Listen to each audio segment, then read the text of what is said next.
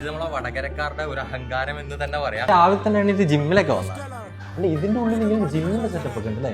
ആ പിന്നല്ലാണ്ടോ, ബോഡിയൊക്കെ നോക്കണ്ടേ. ശരിക്കും പറഞ്ഞാൽ നമ്മളെ വടകരയിൽ ഇങ്ങനെയൊക്കെ സെറ്റപ്പ് ഉണ്ടെന്ന് ആർക്കും അറിയില്ല. ഇത് മാത്രല്ല, ഇതിന്റെ മേലെ കുറച്ചുകൂടി സെറ്റ് ഞാൻ കാണിച്ചു തരാം.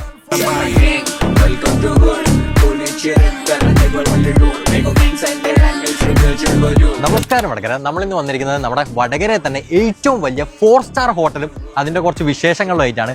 അപ്പോൾ നമ്മളെ വടകരയിൽ ഏത് സെലിബ്രിറ്റീസ് വന്നാലും ഇൻക്ലൂഡിങ് നമ്മളെ CM ഒക്കെ വന്നപ്പോൾ സ്റ്റേ ചെയ്തത് ഇവിടെയാണ്. അപ്പോൾ ഉള്ളിലുള്ള കുറേ കാഴ്ചകൾ കാണാനുണ്ട്, കണ്ടു നോക്കിയാലോ. വാ.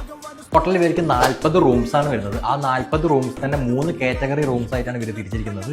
ഏകദേശം ഡീലക്സ്, സുപ്പീരിയർ ഡീലക്സ്, പിന്നെ അതുപോലെ തന്നെ അപ്പാർട്ട്മെന്റ്. ഇപ്പം നിങ്ങൾ താഴ്ന്ന് ജിമ്മിൽ വർക്കൗട്ടൊക്കെ ചെയ്ത് ഫ്രണ്ട്സുമായിട്ട് ഒന്ന് റിലാക്സ് ചെയ്യണമെന്നുണ്ടെങ്കിൽ നിങ്ങൾക്ക് നേരെ എന്ത് ചെയ്യാം, റൂഫ് ടോപ്പിൽ വന്നാൽ ഇവിടെ ഒരു കിഡിലം ഇൻഫിനിറ്റി പൂൾ കൊടുത്തിട്ടുണ്ട്. ഇവിടെ നിന്ന് നോക്കിക്കഴിഞ്ഞാൽ നിങ്ങൾക്ക് വടകരയുടെ ഒരു ഏരിയ മൊത്തമായിട്ട് നല്ല വിശാലമായിട്ട് കാണാം. റൂഫ് ടോപ്പിലാണ് നമ്മുടെ പൂള് കൊടുത്തിരിക്കുന്നത്.